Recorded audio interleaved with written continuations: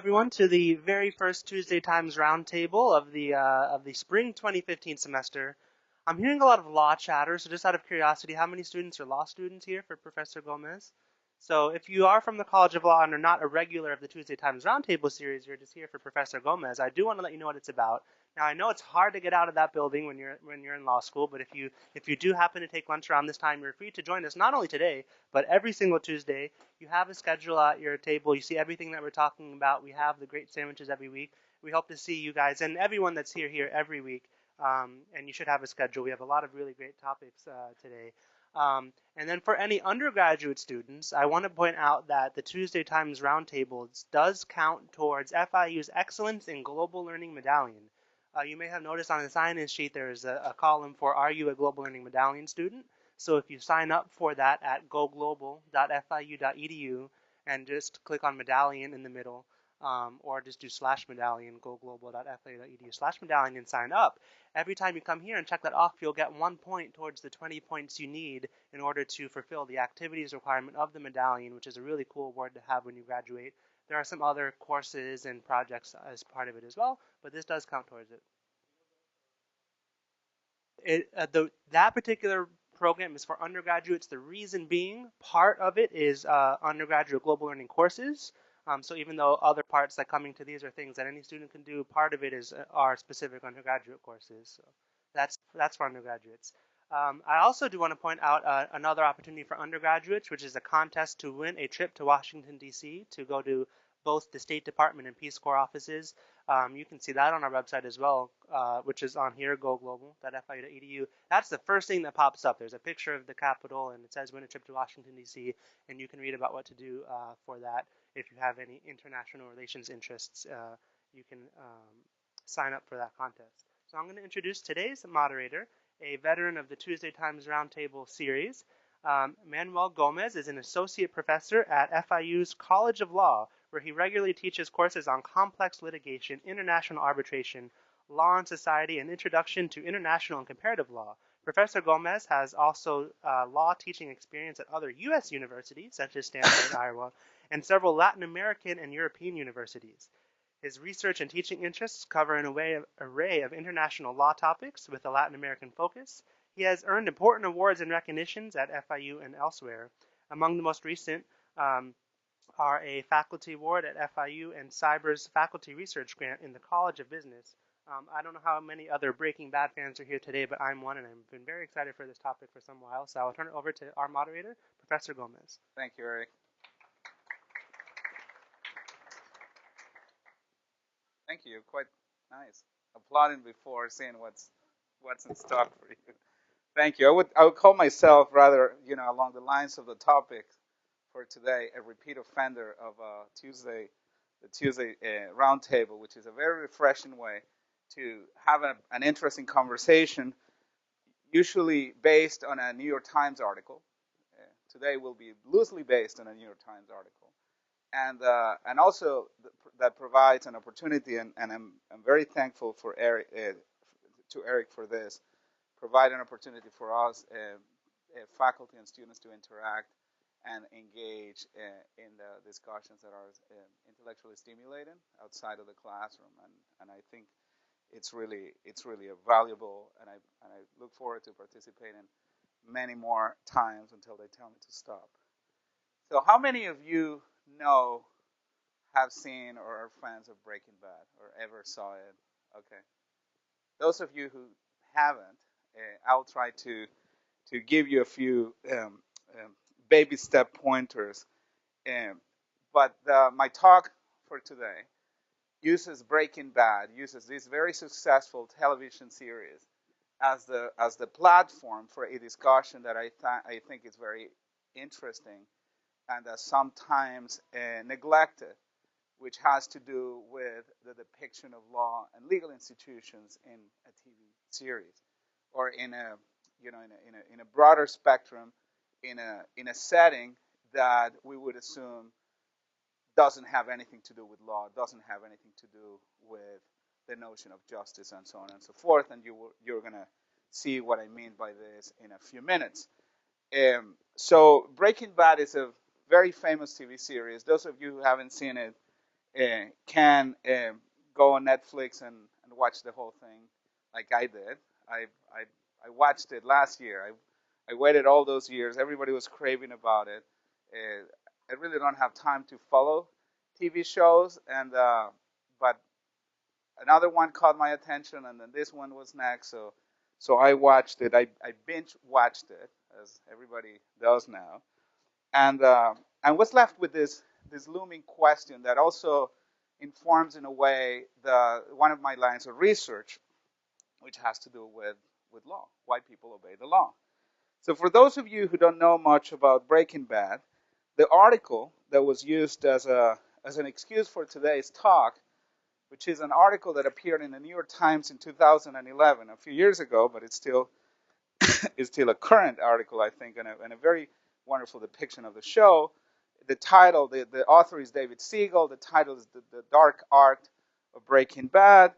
And at some point, it gives the premise of the show. A 50-year-old high school chemistry teacher named Walter White, played by Bryan Cranston, finds out he has terminal lung cancer and starts making crystal meth, hoping to leave behind a nest egg for his son and pregnant wife. Walter, it emerges, is a chemistry wizard, and after teaming up with Pinkman, a burnout student he once flunked, so if you flunk my class, you have hope still, the pair drive, but I'm not a meth cooker, sorry. A pair drive a ramshackle RV into the desert and confect the purest, most coveted meth that local dealers have ever known. With the death penalty of his diagnosis looming, the death penalty is a diagnosis, a cancer diagnosis. Walter wakes from the slumber of an unfulfilling life, evolving from feckless drudge to reluctant part-time criminal, then gradually to something worse. So that's what the show is about. So Walter White is the star of the show.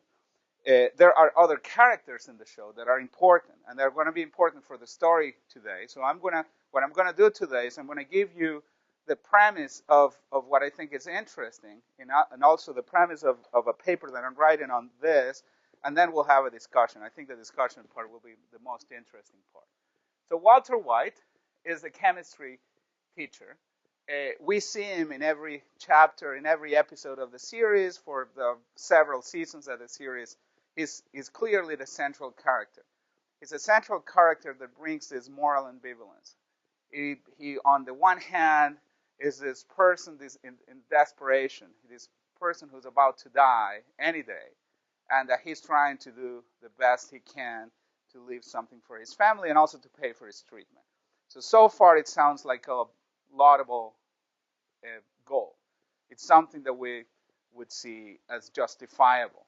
But he decides to do it in a way that is rather unconventional. He becomes a drug dealer. He becomes, of course, a part of the drug manufacturer, but then he becomes a dealer, a very successful one. So Pinkman is his sidekick. We also see him. This is his wife, Skylar White, who's, he's been Walter's wife for a long time. They have a son. And so that's the family. And then his brother-in-law, Hank, who's a DEA agent, very important DEA agent, who is involved in cracking all the drug dealers in New Mexico. And at some point in one of the first chapters, it is Hank who gives Walter the idea that might be an interesting thing to do, because Hank brings Walter along in some of the operations, and it turns out that Walter observes everything that's going on. Of course, he's apparently there for the thrill of going with his brother-in-law, who's in the law enforcement, but his head is somewhere else. Then this is the wife of Hank, Skylar's sister. Then later on, Gustavo Fring, becomes an important character. He is a drug dealer. He's a very powerful drug dealer, the one who handles or who runs the meth operations in the United States. He's Chilean, sophisticated, very meticulous, very detailed-oriented, and those of you who watch the show know what happened to him. But eventually, he and Walter and Jesse become business partners, but Gus is always the boss, and they become part of Gus's payroll. And then the lawyer, and there's a lot about the lawyer.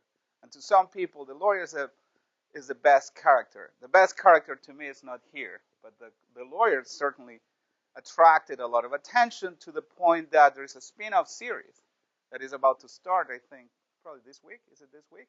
Called Better Call Saul,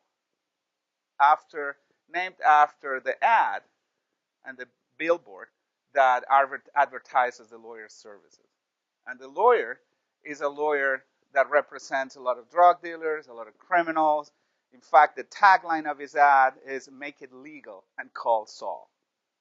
Clearly, double entendre on what a lawyer should do. And we could talk endlessly about the role of Saul Goodman, and I think that's a topic for another talk probably next year when we see how Saul Goodman develops as a character.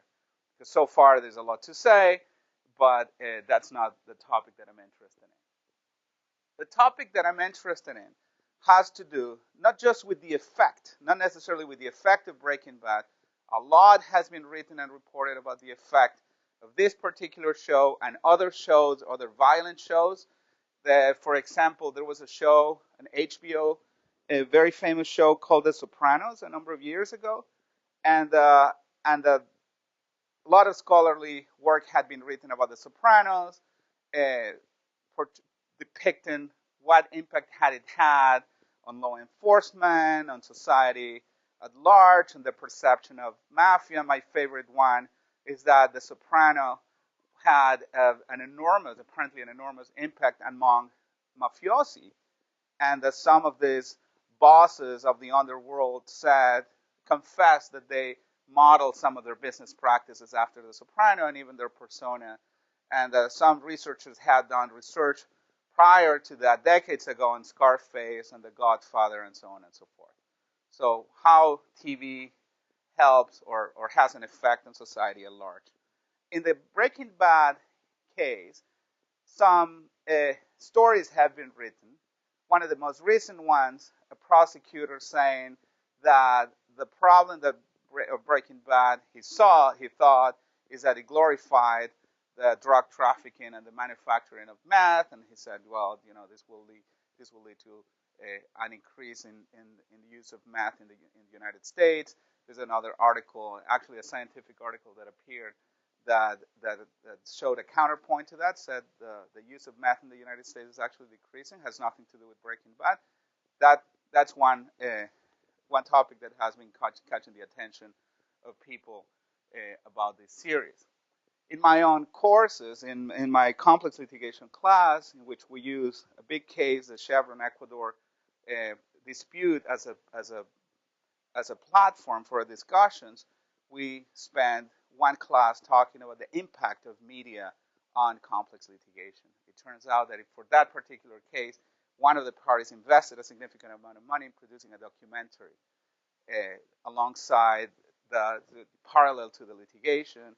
It did not have the effect that they wanted, but it really made the day for the other party, who got a hold of the outtakes of the documentary and used them as evidence for a RICO action that then was successfully litigated in the United States. So what I'm really interested in when thinking about Breaking Bad is about the portrayal. Well, wait a sec. There is I think I missed a slide here. The portrayal of law. And when I say law, I mean law in a broad way, in a broad sense. Not necessarily official law, which is the rules and the norms that are given by the state, that are passed by Congress, the laws, or the regulations that are part of the official state apparatus, but also the other dimension of law, the private dimension of law, the non-state law, and the non-state notion of justice, which I think is very important, and I think Breaking Bad helps illustrate some of that. So there are two parallel stories going on when we watch Breaking Bad. One of them is the official law story. There is a heavy portrayal of official law in this series. We see drug enforcement agents appearing episode after episode. On one hand, Breaking Bad is about the DEA pursuing the bad guys. Hank embodies a very good cop. He has high moral standards. I can't recall many instances of Hank breaking the law himself. I think there was one bar scene where he was really upset about something and he went and beat up a guy. I don't know, it was a nonsense fight, but that was it. Other than that, he's not corrupt. He's not a crook. No one in his office is a crook. Many other series depict the dark side of law enforcement. Breaking Bad doesn't. Breaking Bad shows us a DEA that is a very efficient operation. They're very hard workers. They're risking their lives. Some of them die. Hank's sidekick, Stephen Gomez, dies as a result of his work. And all we see is these hardworking people struggling to chase the traffickers. We see a minor involvement of the Albuquerque Police Department. In some of the minor scenes, there is some presence of local police, but most of the official presence has to do with the DEA.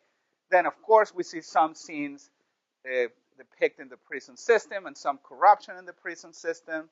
Some of the underdogs of this criminal organization get arrested and then convicted, and then some of them become a problem and are executed in a way that really is idealized in many of these movies and in many of these series. The typical gang that operates within the prison that administers justice in a dark way. And we're going to go back to that notion of justice and that notion of law.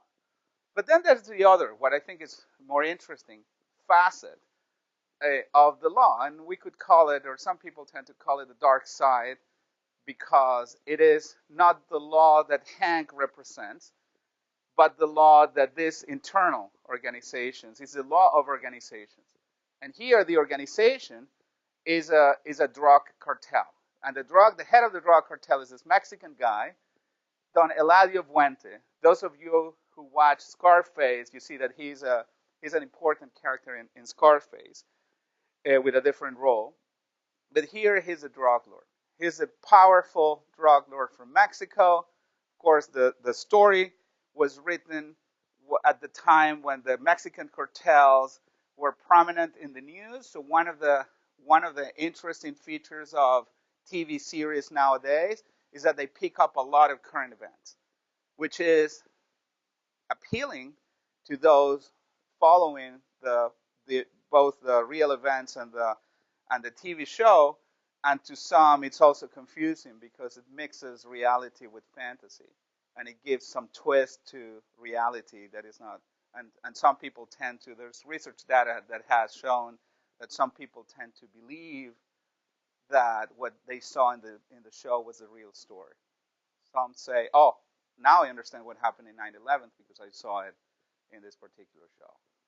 And this is not just some teenager, but this is, thinking people, even policymakers.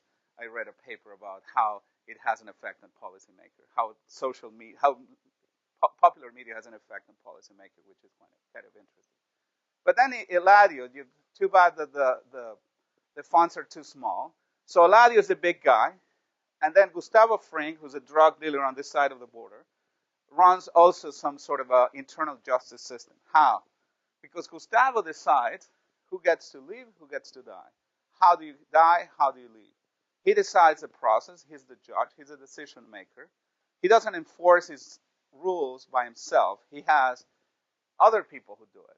There's a character that I think was a really interesting character, Tuco Salamanca. Killed in the first season, I think. So Tuco is a drug dealer / henchman, and we're going to talk about Tuco because I think Tuco's story depicts a distorted reality of how these private systems operate, how these private justice operate.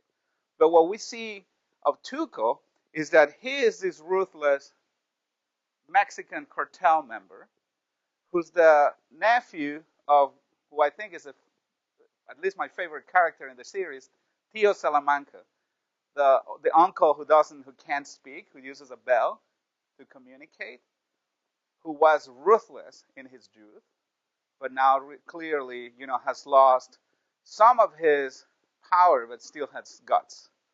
So Tio Salamanca was an associate with Don Eladio, and then the nephew, Tuco, takes the lead, and he is not just the enforcer of this criminal organization, but he's also a drug dealer.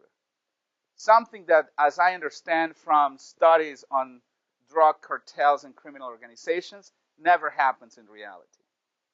The enforcer is an enforcer. The enforcer is not a business person. But here, in a romanticized way of depicting these powerful people, or in an attempt to show him as very powerful people, they perform both roles. They run the business, but they also are visceral, and they execute people, and they kill left and right, and so on and so forth. And we see some graphic scenes about that. Then there is a character that comes later in, some sort of a discrete character. His name is Victor. Victor is kind of a nondescript, Hispanic-looking guy who follows Walter and Jesse around the lab where they work for Gus, but he is the enforcer. He's the one he's like the babysitter of these guys. So they stay in line. So Victor also becomes some part of that legal system, or that dark legal system. And then there's Mike, the older guy, the experienced former cop who survives all these attempts, who has this really, shows you this ambivalence between the family man who has a granddaughter, he wants to leave money to his granddaughter, but he's also a ruthless executioner. And then on this end, we have Walter, the main character, and Jesse Pinkman. More Walter than Jesse become also enforcers of their own small legal system outside of the state apparatus. How? Because Walter delivers justice, decides what happened, the fate of people, and so on and so forth. And we see some scenes in which Walter is the decision maker of certain things, including the fate of the organization, including what should happen, what should be done, what needs to be done to straighten up this business that has gone astray. And there are some moral dilemmas that, if we forget that we're talking about a drug operation, that make us gain some sympathy on Walter. So let's talk a little bit about Tuco Salamanca. So Tuco Salamanca has some henchmen. He has 2 or 3 guys that go around with him. This scene is actually from an episode in which Walter comes to him with some product, and they're trying to negotiate the price, because the price that Walter wants for the product that is highly pure, Tuco doesn't want to pay for. So Tuco threatens Walter and displays some ruthlessness and force against Walter, and makes Walter realize that Tuco is being unfair. Walter comes to Tuco with this, in a way to show respect, but he realizes very quickly that Tuco is being unfair to him, that the justice system in that particular realm doesn't work well. So Walter has to take justice in his own hands. So Tuco also relies on self-help as a form of dispute resolution. They don't rely on an external organization. They don't rely on another arm. He doesn't call some guy as the cleaner. He does it himself.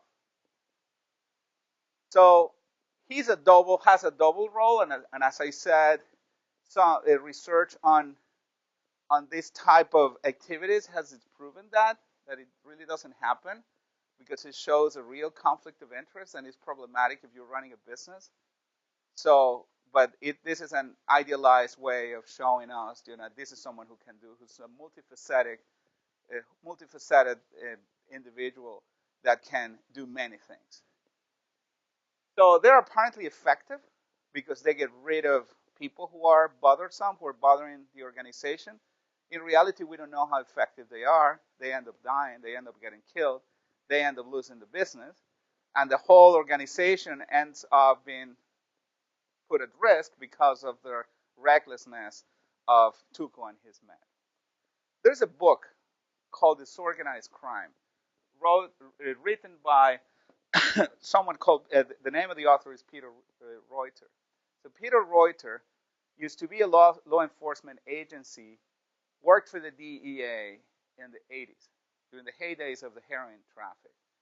So he decided when he retired, he became a scholar, and he decided to write a book that depicted how these organizations really worked. And he called it disorganized crime because he says, how do we call these criminal organizations? We call them organized crime. What is the common feature of this criminal, of the mafia? The mafia, the head of the mafia orders the killings of a lot of people. They execute people left and right. The lieutenants are executed, and someone shows up the next day and is as competent as the guy who got killed. That's not true. So Reuters says there's nothing further from the truth. None of these organizations have someone who kills left and right, because if you're running a business and you're killing your people left and right, then you have no business to run. What about loyalty? To build loyalty, it requires a long time. Tuco's loyalty, we see because there are some scenes that show him as a kid, show his uncle when the uncle was much younger. That's the lifetime commitment of the family towards the organization. So Reuters, going back to the general point, Reuters says, well, he depicts also this arbitration system that is embedded, or was embedded at the time he was a law enforcement agent within heroin gangs. And he said, it was a business. It was always treated as a business. There were economic sanctions. There were symbolic sanctions. There was shunning. There was this gossip within the organization. So-and-so fell out of the graces of the boss, so don't do business with him anymore. He's not reliable. He's drinking too much, things like that. But his depiction or his characterization of organized crime is very different from what we see on TV. And then he said, well, that's why I'm going to call my book Disorganized Crime, because it's really the opposite of what we see on TV. So there's another point before I open it up for discussion. So Walter White, the central character of the show, is an anti-hero. Many TV shows have a hero. The hero is someone who does something extraordinary. Walter is not really an extraordinary person. He's not successful in many ways. He's a high school chemistry teacher who had an opportunity to make it big, and in some scenes of some episodes, we see his very successful former business partners, a woman with whom he was involved, who got then married with this other guy, and Walter and the three of them had designed and had started this company, and then Walter left, and I think they paid him $5,000, and then they became super millionaires. So that shows us, that's part of the building this anti-hero character of Walter White. In other words, it shows us it's like rubbing it off, like you're a loser, Walter. You're this just high school teacher in a small town. You could have been this millionaire, very successful person, using your skills to put in your skills to better use. Walter is uneasy about that, and he's upset about it because he wants to tell them, I am successful in my own merits. I am now the cook of the purest meth in the world, but he can't. In any way, so Walter develops this alter ego, which he calls Mr. Heisenberg. So that's Heisenberg. Heisenberg is the other Walter, the ruthless Walter. So Walter is struggling constantly with this idea of justice and injustice. he could be a cold-blooded sociopath. One of the scenes that shows that, or actually a series of scenes, and the story develops, and then you can't believe that he did that.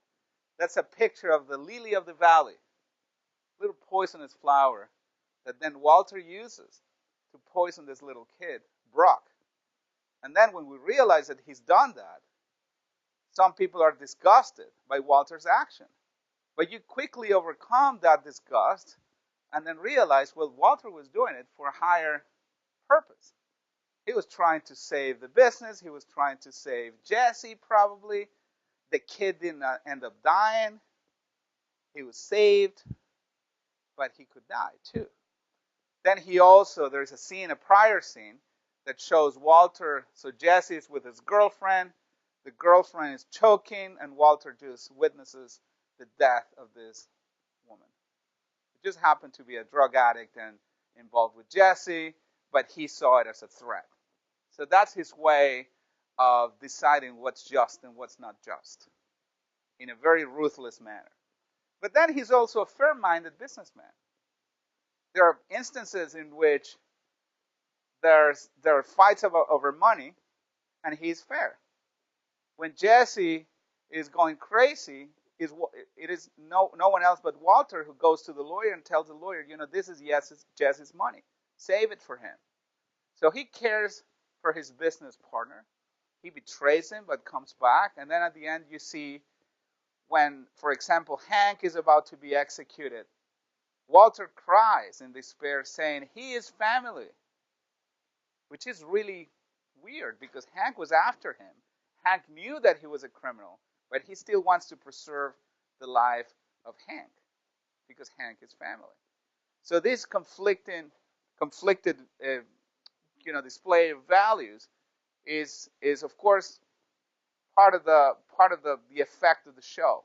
They want to show us this person who is constantly going back and forth, back and forth, back and forth. But this is all part of his system of deliberating what should happen and what's just and what's unjust. So I'm going to show you a scene that I think is not perhaps the most interesting one, but is one of the scenes that shows Walter in making tough decisions, and then we can have a discussion about the idea of law and justice in Breaking Bad.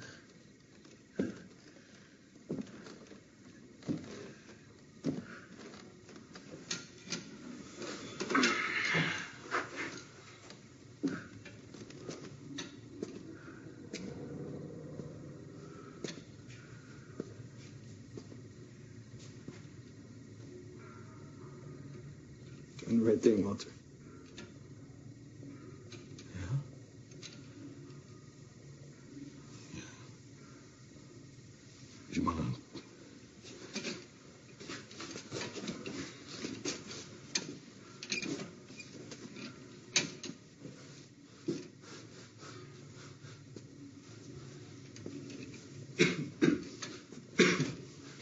So, you're not angry? What do you mean? Angry? Live and not live. That's very understanding. Whatever, man. I just want to go home. Yeah.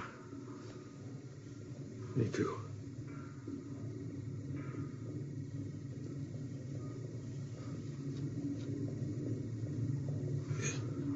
You love me, Walter?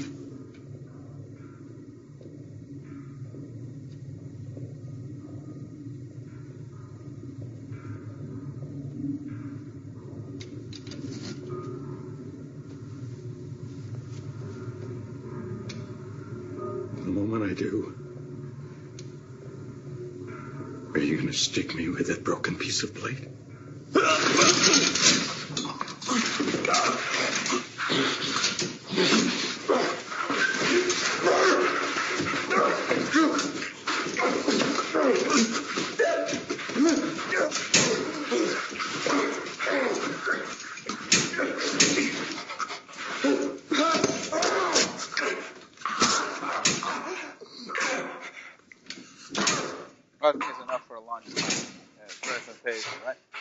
anyway, well, of course, some people say, well, that's self-defense. He was trying to protect himself from the bad guy. But he's always in this moral dilemma. Should I let you go or not? You hate me. Are you mad at me? And he's torturing the guy. The guy has been sitting there for hours with a bike lock around his neck. And Walter is still worried about the perception, this other side.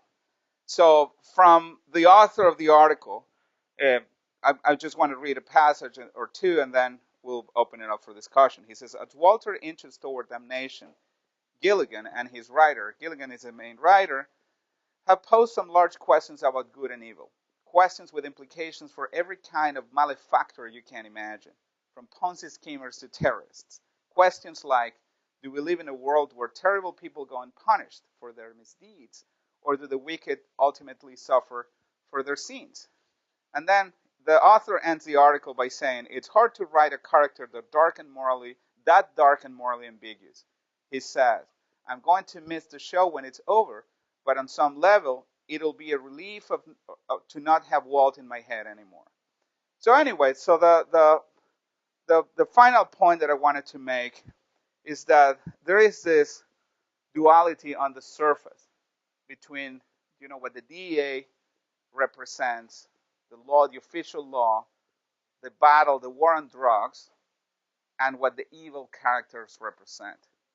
But then underneath, there is this entirely different system of norms, system of laws, if you like, that works independently from what's going on at the DEA level.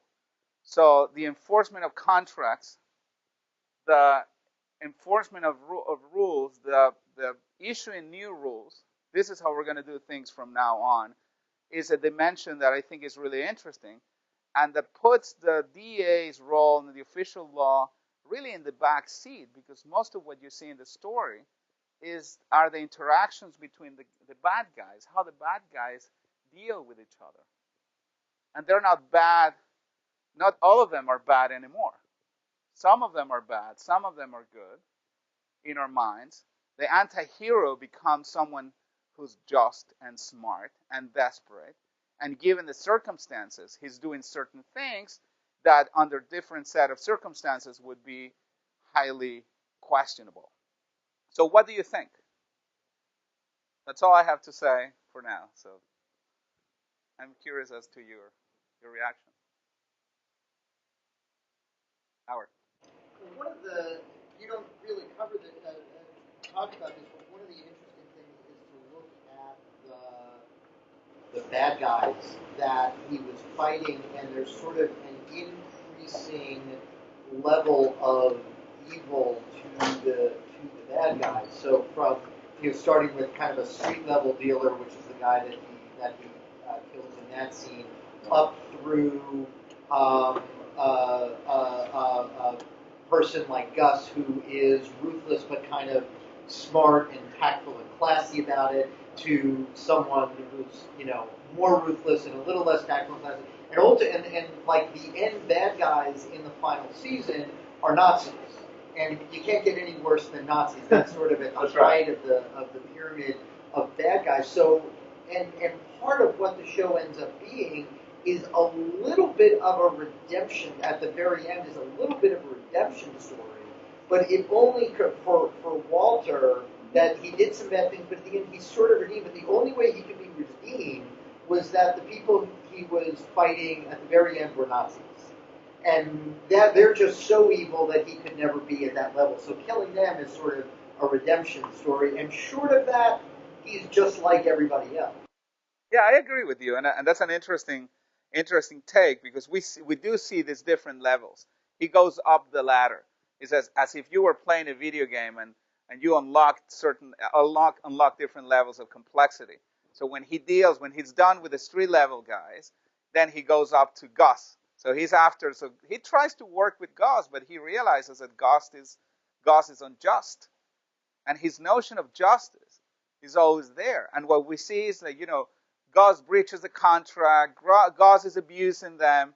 It all becomes about Walter trying to do right in his own mind.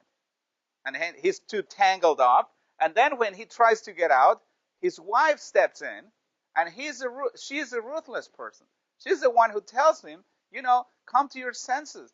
You're in it, so you have to be in all the way. And I'm here with you. He wasn't expecting that. So then and then you're right. They goes up. Then the Mexican cartel is done. And then back home, when they think, everything is resolved, it's not. There's a higher evil. There's always a higher evil. But what's interesting is that as we see that part of the story, the DEA becomes unimportant, very unimportant. It's not about the DEA fighting crime. It's about the criminals trying to deal with this own society, this ecosystem that is completely underneath. In regards to the articles that said like things about it increasing crime and things like that, doesn't the glorification of the criminal lifestyle even go back as far as like Al Capone and things like that?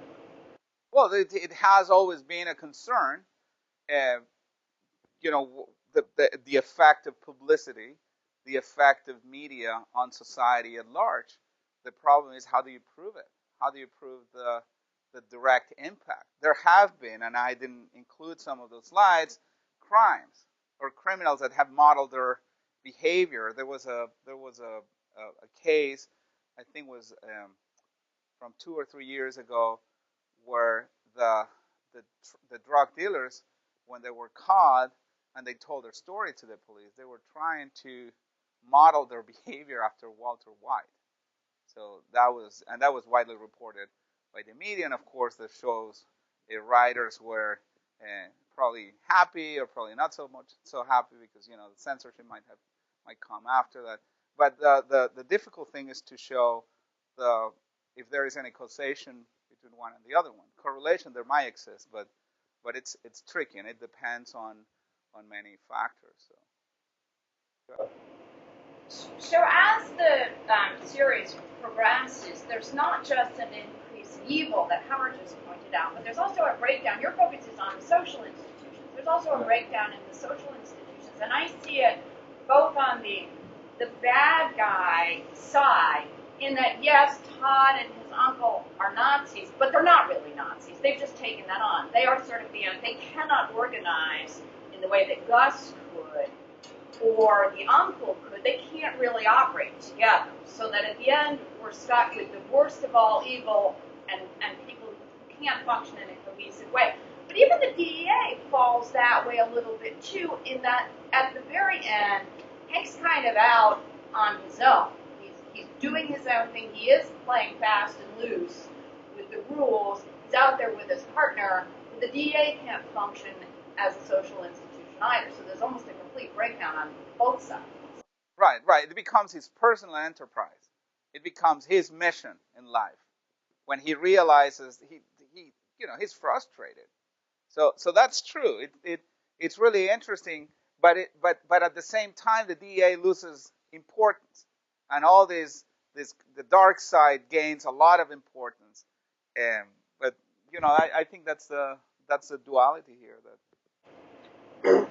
About the idea of it glorifying crime, I think a more basic question than trying to find some statistical correlation is, does it actually glorify it?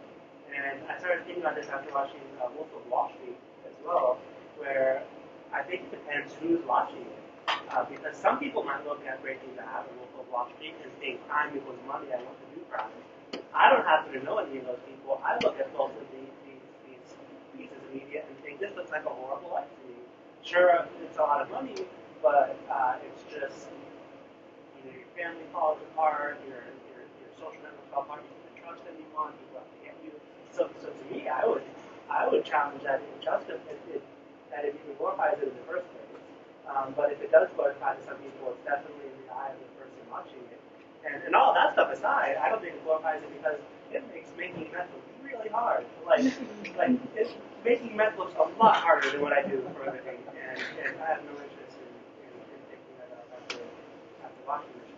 Right, but given the circumstances, so the relativization of life, what these shows do is that you're cornered. You're not given choices of, do you want to be Walter White or not? That's not the issue. The issue is that if you are Walter White, what would you do? And you're cornered into this, of course, not reality, but in this situation. And then it becomes so that the liking the anti-hero, which increasingly so, TV shows and movies are more and more about anti-heroes than about heroes. There's nothing heroic about some of these characters. They just become, or they just get lucky, or they just have this, develop this talent, but they're not the heroes to start with. And that's one of the problems when you're thinking about modeling behavior, that you're put in the corner as a viewer, and your choices are, okay, you're already in this bad situation. What would you do? Which is what sociologists call the neutralization phenomenon, which is something that has been, so studies on mass crimes and atrocities start with that, from that point of departure, that to the perpetrator, the behavior is justifiable because given the circumstances, this is what I'm supposed to do. So that's a larger effect that people worry about sometimes. So you had a question? And there's someone there. I think it depicts um, what humans can turn into given the right blend of circumstances. I think it goes beyond glorifying criminal activity or how the legal system works, because we're trying to look at it objectively, but when you think of it as subjectively, I mean, the whole reason why Walter began was desperation. I mean, imminent death, even if he overcame that after he just became caught up in his own circumstances and there was no way out at that point. I think that also has a large role in it, how the most basic human form sometimes, I mean, you could be one person and then put on a life and death situation and completely turn out to be something else. Right, but it's not entirely a life and death situation. At the beginning it is, but then his rich friends show up and offer to help, but his pride doesn't allow him to take the money. But he tells his wife, yeah, I'm taking the money from them, but he's not. He's making his own, he's actually forcing himself to be profitable so he doesn't have to take the money. So it's pride. It's not really a need to survive because, or to leave something for his son and his wife. And when he is rich, so he ends up buying cars and thinking, about the lavish lifestyle. So it's so counterintuitive. Of course, when it's a show, all these circumstances that you mentioned are manipulated by the writer in a very clever way that takes you back and forth, back and forth, back and forth. So there's no linear character. If we were to try to describe Walter White, it would be very hard. I came across also a paper written by a psychologist saying, if I had to describe this person as my patient, I would be completely lost because there's no pattern here. It's like different, 3 or 4 different diagnoses that you could give to someone like that. So it makes him highly unrealistic. But anyway, so that's part of the effect that it goes back and forth.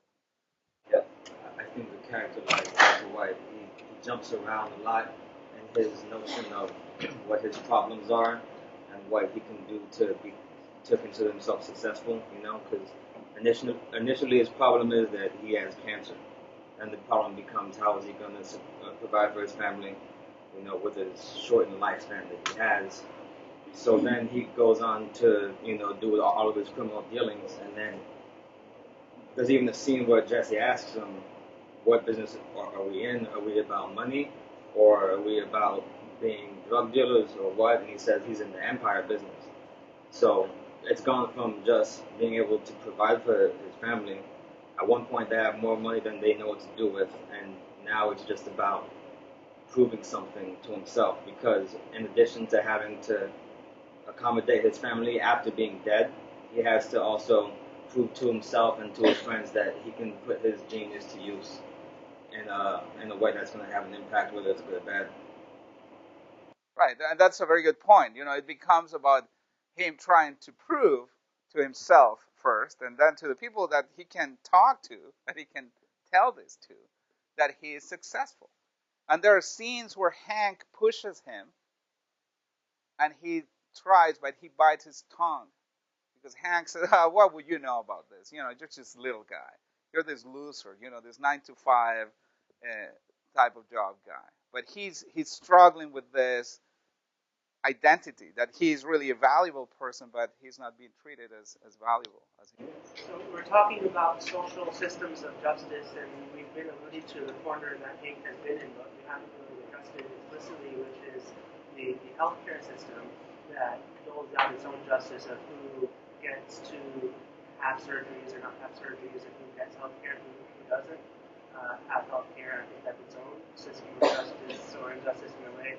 I don't know how many people have seen the comic If Breaking Bad were set in Europe, and it's a 2-panel comic. It's Walter being told by a doctor he has cancer, and the next panel is, but don't worry about it. We wouldn't let someone die just because they don't have money, and that's the entire series. In the panels, so that's its whole other system.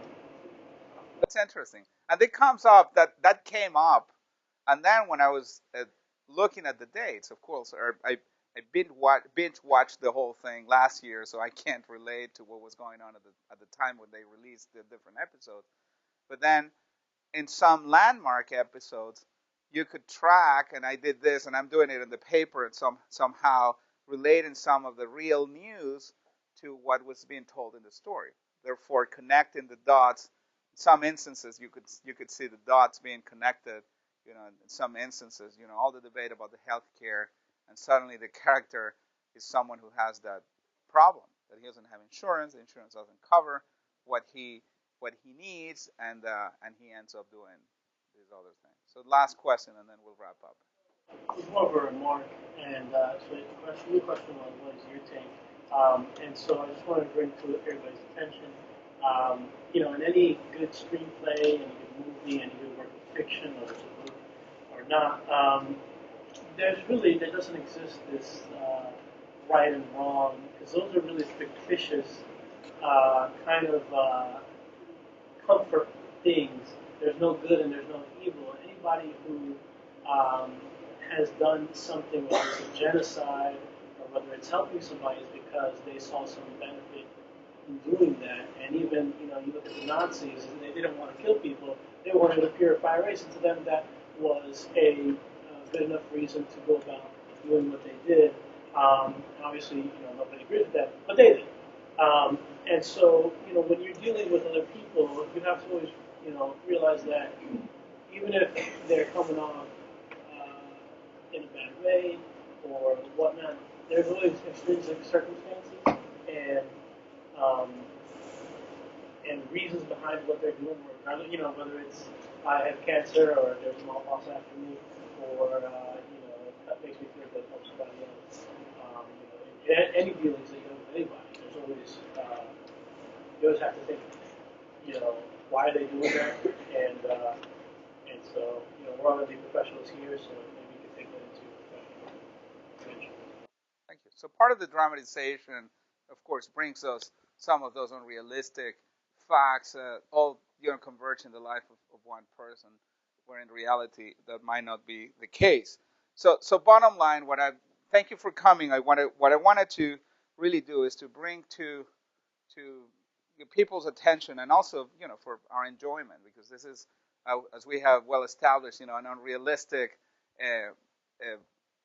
way of looking at things, the existence and the importance of these layers of law, of this private legal system that is as important as the official legal system, and important for its actors, not important for those who are outsiders to it, and how we can really see what works and what doesn't work, and actually policymakers have realized that unless they look into criminal organizations and how they work and what incentives and what values their actors have, they cannot successfully fight crime or understand how they operate.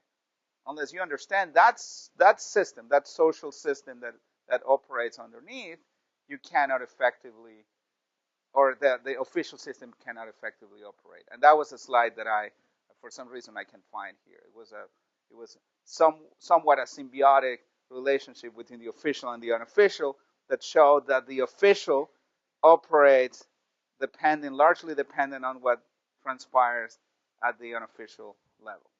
Well, thank you very much, and thank you, Eric, for hosting this. And if you have more questions, you can call Saul, I guess.